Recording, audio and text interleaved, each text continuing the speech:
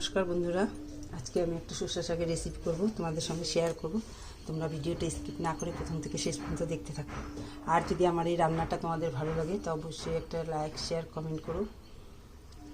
আর যদি আমার চ্যানেলে সাবস্ক্রাইব করে না থাকো, সাবস্ক্রাইব করে দিও, পাশে থাকা নোটিফিকেশন বেলটি প্রেস করে দিও নতুন নতুন ভিডিও দেখার জন্য।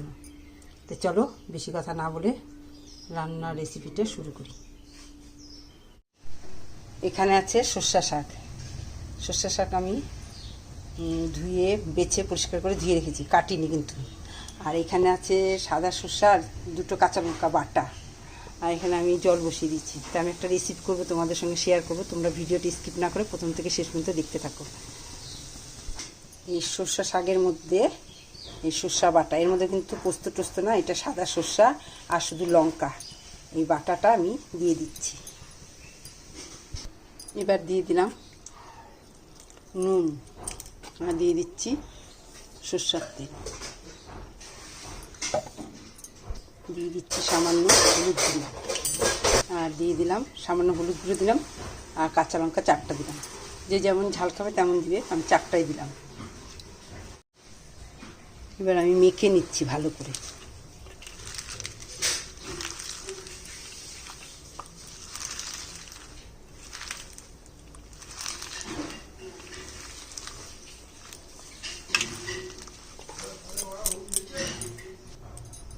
এরকম মাখা হয়ে গেছে।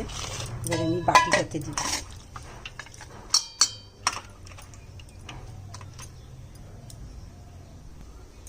সাজানো হয়ে গেছে, আমি এখন উপর থেকে আরেকটু তেল দিয়ে দিচ্ছি। আগেই জল বসিয়ে দিয়েছি, জলটা গরম হচ্ছে, জলের মধ্যে আমি বসিয়ে দিলাম। আবার দুটো লঙ্কা উপর দিয়ে দিলাম, দেখতে ভালো লাগবে বলে। এবার আমি ঢাকনা দিয়ে ঢেকে দিচ্ছি।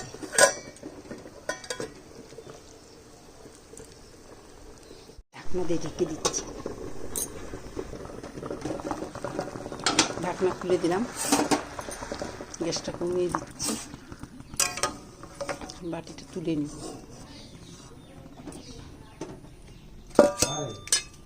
একটু ঠান্ডা হবে, এই জলের উপরে বসাবো। অনেকটা ঠান্ডা হয়ে গেছে, এখন নিচে নামাবো।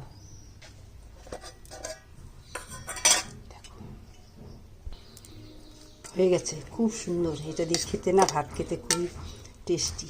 এই যে সরষে শাক, এইটা হলে পরে আর অন্য কিছু লাগবে না। তোমরা যদি কেউ না জানো তো একদিন করে খেয়ে দেখতে পারো। আজকে রেসিপিটা কেমন লাগলো? যদি ভালো লাগে তো অবশ্যই লাইক, শেয়ার, কমেন্ট করো। টাটা।